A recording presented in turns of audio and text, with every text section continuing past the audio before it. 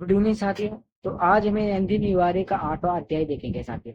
क्या देख रहे हैं हम? तो ये शायद चौथा पाठ हमारा, ये कवितावली लक्ष्मण मुच्छ और राम का विलाप, इसके पाठ के अभ्यास पसंद देखेंगे साथियों।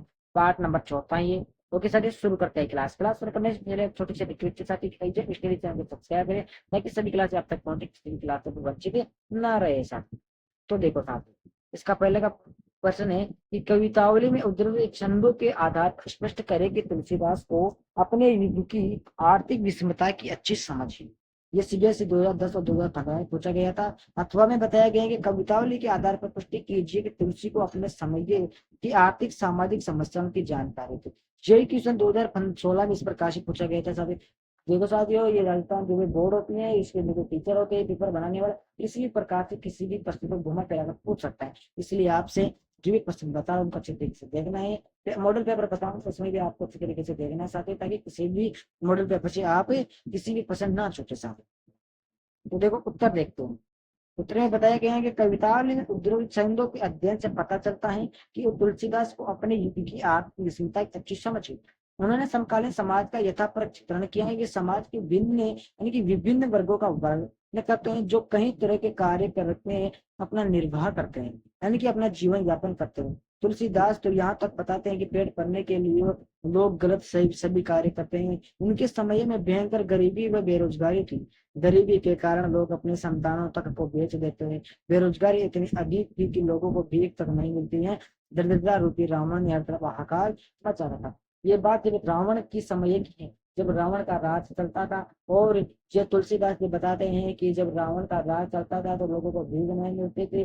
चारों तरफ रावण का राज था, रावण की हाहाकार मची हुई थी।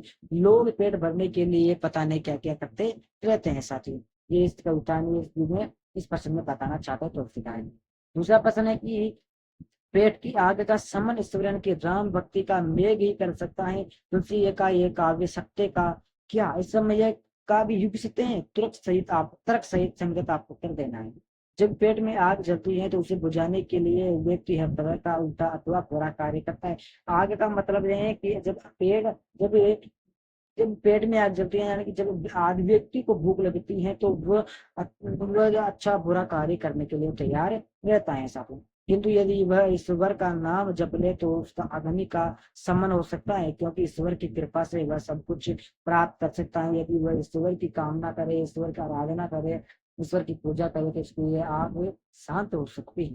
तुलसी का ये काव्य शक्ति आज भी उतना ही प्रशासन है जितना कि उस समय था। ईश्वर भक्ति का मेघ ही मनुष्य को अनुचित कार्य करने से रोकने की क्षमता रखता है।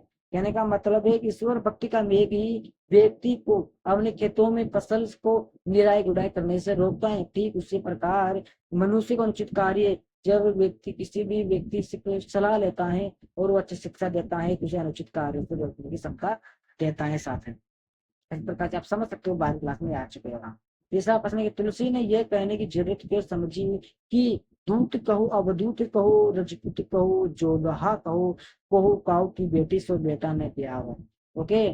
काऊ की जाति बिगाड़ न सोऊ, इस सवैया में काऊ के बेटे सो बेटी ने ब्याह करते तो सामाजिक अर्थ में क्या परिवर्तन आता है? तो देखो साथी, क्या परिवर्तन आता है। तुलसीदास के युग में जाति संबंधी नियम अत्यधिक कठोर हो गए हैं। तुलसी के संबंध में भी समाज ने कुल व जाति पर प्रसन्न चिन्ह लगाए थे। कवि भक्त तथा उसे सांसारिक संबंधों में कोई रुचि नहीं थी। वह कहता है कि उसे अपने बेटे का विवाह किसी भी बेटी से नहीं करना, इससे किसी भी जाति खराब नहीं होगी, क्योंकि लड़की वाला अपनी जाति के वर ढूंढता है। पुरुष प्रधान समाज में लड़की की जाति विवाह के बाद बदल जाती है। तुलसी इस सवैये में अपने सवैया में अगर अपनी बेटी की शादी की बात करते हैं, संदर्भ में बहुत अंतर आ जाता है। इसी से तुलसी के परिवार की जाति खराब हो जाती है, उसका नाम खराब हो जाता है। दूसरे समाज में लड़की का विवाह न करना करना गलत समझा जाता है। तीसरे, तुलसी बिना जांच के अपने लड़की की शादी करते तो समाज में जाति प्रथा पर कठोर आघात होता। इससे सामाजिक संघर्ष भी बढ़ी सकता था साहब। चौथा प्रश्न है कि धूर्त कहू वाले चंद में ऊपर से सरल व निरीह दिखाई पड़ने वाले तुलसी की भीतरी असलियत एक स्वभाव माने भक्त हृदय की है, इसे आप कहाँ तक सहना है? सीबीएसई 13 और 14 17 में पूछा गया था साथी। तो देखो, तुलसीदास का जीवन सदा अभाव में बीता, लेकिन उन्होंने अपने स्वभाव में मान को जगाए रखा। इसी प्रकार के भाव उनकी भक्ति में भी आए हैं। वे राम के सामने गिड़गिड़ाते नहीं, बल्कि जो कुछ उनसे प्राप्त करना चाहते हैं वे भक्त के अधिकार की दृष्टि से प्राप्त करना चाहते हैं। उन्होंने अपने सौभाग्य के भक्ति का परिचय देते हुए राम से ये कहा कि मुझ पर कृपा करो, तो भक्त समझकर, न कि कोई याचक या भिखारी समझकर। सौभाग्य भक्ति यानी कि जो व्यक्ति कहना चाहते हैं राम जी, वो श्री राम जी से कि न मुझे पर कृपा करो, तो भक्त समझ कर करो, तो भिखारी समझकर मुझ पर कृपा मत करो। ये श्री राम जी से कहना चाहते हैं। व्याख्या करो। देखो साथियों, पहला बताया गया है कि मम हित लागी तजेऊ पितु माता, सयहु विपिन ही आतक बाता, जो जनतेहु बन बंधु बिचोऊ, पितु बचन मन केहू नहीं आओ। इसकी व्याख्या देख लेते साथियों सबसे पहले। तो लक्ष्मण के मूर्छित होने पर राम विलाप करते हुए कहते हैं कि तुमने मेरे हित के लिए माता पिता का त्याग कर दिया और वनवास स्वीकार कर लिया। तुमने वन में रहते हुए शब्द तूप आंधी आदि सेनाएं, इसके लिए मेरे सहेली मेरे लिए।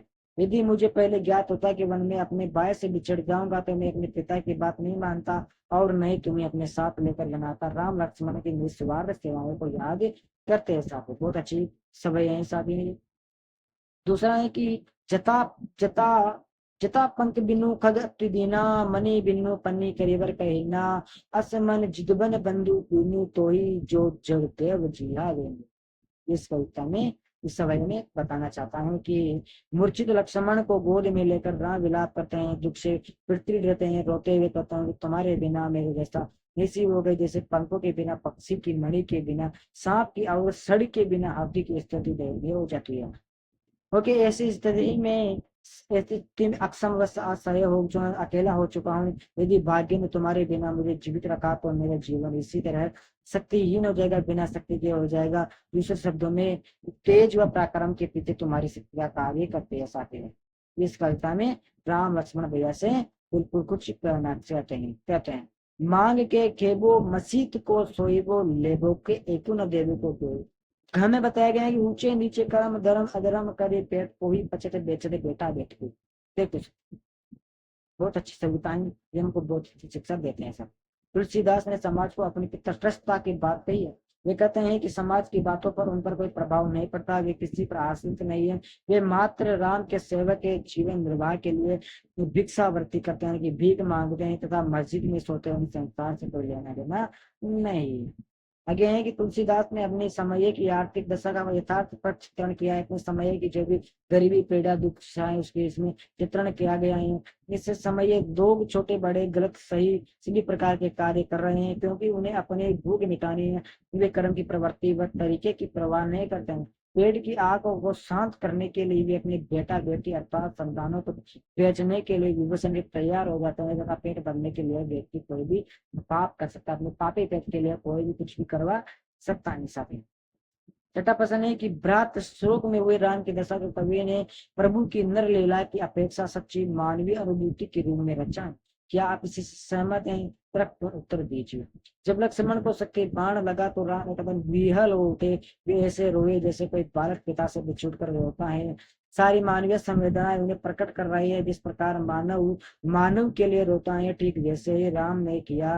राम के ऐसे रूप को देखकर यही कहा जा सकता है कि राम की दशा को कवि ने प्रभु नर लीला की अपेक्षा सच्ची मानवीय अनुभूति के रूप में रचा है। मानव में अपेक्षित सारी अनुभूतियां इस शोक सभा में दिखाई देती है। कहने का मतलब, जब कोई व्यक्ति मर जाता है तो उसका शोक तो पीड़ा अपना दुख इस शोक शोक सभा में दिखाई देता है। साथ ही कोई व्यक्ति न रो पाए तो, लेकिन शोक सभा में जरूर दिखाई देता है सब।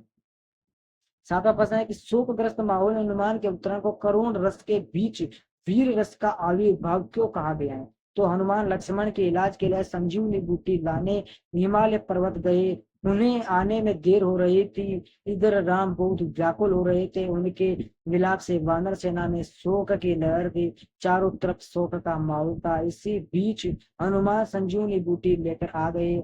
सुशेषण वैद्य ने तुरंत संजीवनी बूटी से दवा तैयार करके लक्ष्मण को पिलाए तथा लक्ष्मण ठीक हो गए। लक्ष्मण के उतरने के बाद राम का शोक समाप्त हो गया और सेना में उत्साह की लहर दौड़ गई। लक्ष्मण स्वयं उत्साही वीर थे। उनके आ जाने से सेना का होया पराक्रम प्रकार हो वापस आ गया। इसी तरह हनुमान द्वारा पर्वत से शोकग्रस्त माहौल वीर कार्य से आविर्भाव हो गया साथी। ये इस कविता में, इस समय में कवि तुलसीदास जी बताना चाहते हैं। क्लियरवा। अगला 8वां प्रश्न बताता है कि जयऊद अवध कवन मोह लाई, नारी ये तू प्रिय भाई गवाई, पर उपज सहतेव जग माही, नर हानि विशेष भाई। भाई के शोक में डूबे राम के प्रलाप वचन में स्त्री के प्रति कैसा सामाजिक दृष्टिकोण संभालित है। सुनिए दोस्तों, इस वचन में नारी के प्रति नकारात्मक दृष्टिकोण दिखा है। राम ने अपनी पत्नी के खो जाने से बढ़कर लक्ष्मण के मूर्छित हो जाने के महत्व दिया है। जो राम जी है, श्री राम जी, वो कहना चाहते हैं कि मेरी पत्नी मूर्छित हो जाए उसका मुझे कोई दुख नहीं है, लेकिन मेरे भैया, मेरे छोटे राम भरत जो है वो मूर्छित हो गए, मुझे बहुत है दुख हुआ है। राम जी भरत की मूर्छित होने पर बहुत महत्व दिया है। साथ ही इस बात का पछतावा होता है कि नारी के लिए मैंने भाई को दिया, यह सबसे बड़ा कलंक है। यदि नारी खो जाने तो उसके खो जाने से बड़ी हानि नहीं होती। नारी से बढ़कर तो कोई भाई बंधु है जिसके कारण व्यक्ति समाज में प्रतिष्ठा पाता है। साथी, इसलिए नारी से बढ़कर भाई है। यदि भाई भाई में लड़ाई हो जाती है तो दोनों भाई बदनाम होते हैं। यदि नारी में और घर में यदि कोई झगड़ा हो जाता है तो ज्यादा बदनामी नहीं होती, क्योंकि हर घर में नारी और नर में क्या होता है, कलेश होता रहता है। यदि वही खो जाए तो माथे पर जीवन भर के लिए कलंक है कि जो राम है वो अपने पर को अपनी सीता के लिए मरवाने ले गया। ये उसके एक सीने पर या अपने माथे पर कलंक लग जाता है। सब अन्य महत्वपूर्ण प्रश्न है साथ ही बहुत इंपॉर्टेंट होते हैं। अन्य महत्वपूर्ण प्रश्न भी अभी तो मैं आपको बहुत बता बाद में बहुत सारे बताऊंगा। प्रश्न है पहला है कि तुलसीदास का समाज का किस्सा था साथी, इस बारे में लिखिए। तो तुलसीदास का समाज ज्यादा बेहतर नहीं था। सामाजिक मान्यताएं खत्म होती जा रही थी, परंपराएं टूटते जा रहे थे, लोगों के पास कोई रोजगार नहीं था, धार्मिक कट्टरता व्याप्त थी, अंधविश्वास के चक्कर में पूरा समाज झगड़ा हुआ था, लोगों की मर्यादाओं को ताक पर रख दिया, नारी की स्थिति बदतर की, उसकी हालत सबसे खराब थी। पहलों की बातें हो रही है यहाँ। दूसरा प्रश्न है कि तुलसी युग की आर्थिक स्थिरता के संदर्भ में लिखिए। वर्तमान समाज की तरह तुलसी युग की आर्थिक स्थिति भी बहुत दयनीय थी। किसान को खेती नहीं थी तो व्यापार के पास व्यापार नहीं था। लोग केवल यही सोचते मेरे क्या करे, कहाँ जाए, इसे पैर में देते थे कि धन और कैसे और कहाँ प्राप्त किया जाए। लोग कर्जा लेकर जीवन यापन करते थे, और जब करता कर्जा बढ़ जाता तो आत्महत्या कर लेते जाते। तो बहुत जरूरी है, ये दोनों बहुत जरूरी है। कहने का मतलब ये है कि इम्पोर्टेंट है सारे क्वेश्चन, इसलिए दो बता रहा हूँ, बाद में आपको पूरे बताऊंगा। साथ ही बहुत क्लास हो जाएगी, इसलिए बहुत बहुत सारे इसलिए पूरे 10 क्वेश्चन, कोई बात नहीं, बाद में देख